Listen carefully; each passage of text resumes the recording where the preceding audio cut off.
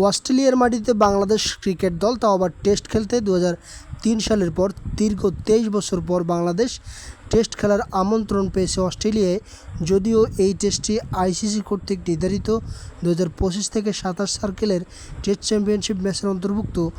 Australia দীর্ঘ 23 বছর পর বাংলাদেশের সাথে টেস্ট খেলতে যাচ্ছে। বাংলাদেশের এই অভিজ্ঞতা কতটুকু সুখকর হবে?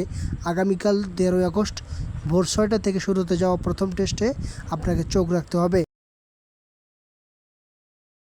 অস্ট্রেলিয়া বাংলাদেশের সাথে এই টেস্ট ম্যাচ দুটি খেলার জন্য তাদের পূর্ণ শক্তির স্কোয়াড ঘোষণা করেছে আগে থেকেই, এবং বাংলাদেশ দলের সাথে প্রথম টেস্টটি খেলার জন্য অলরেডি তারা একাদশ দিয়ে দিয়েছে।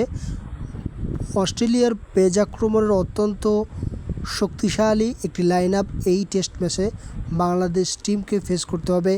মিচেল স্টার্ক, জশ হ্যাজেলউড, প্যাট কামিন্সের মতো বিশ্বমানের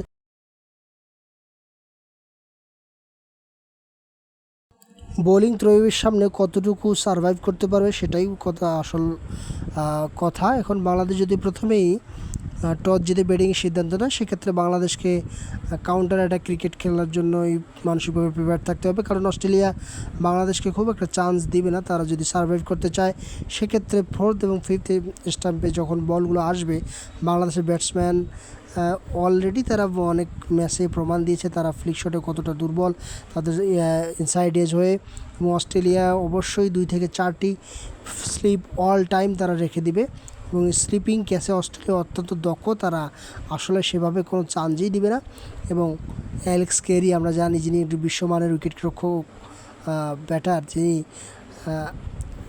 মিডিয়াম পেস যারা করে, Pat Cummins, Cameron green, Webster, এদের বলে হয়তো বা তিনি শর্ট কিপিং করতে পারেন, যেক্ষেত্রে সামনে এসে খেলার প্রবণতা ব্যাটসম্যানদের ঝুঁকিপূর্ণ আরও ঝুঁকি বাড়াই দিবে।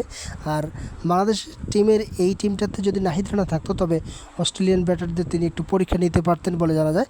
তবে তাসকিন এবং হাসান মাহমুদ যেহেতু আছে, তাসকিন এবং হাসান মাহমুদ দুই দিকে রিভার্স সুইং আউট সুইং করতে পারেন। তারা নতুন বলে এবং পুরাতন বলে বেশ দক্ষ। টেস্ট যদিও খেলার দুজনের অভিজ্ঞতা খুব একটা বেশি না, তবে বাংলাদেশের মূল দেখার বিষয়টা হবে যে মমিনুল, সাদমান ইসলাম, শান্ত কিংবা মুশফিকুর রহিম, অভিজ্ঞ মুশফিকুর রহিম ব্যাটিংয়ে বাংলাদেশকে কতটা টিকায় রাখতে পারে এই টেস্ট ম্যাচের মধ্যে।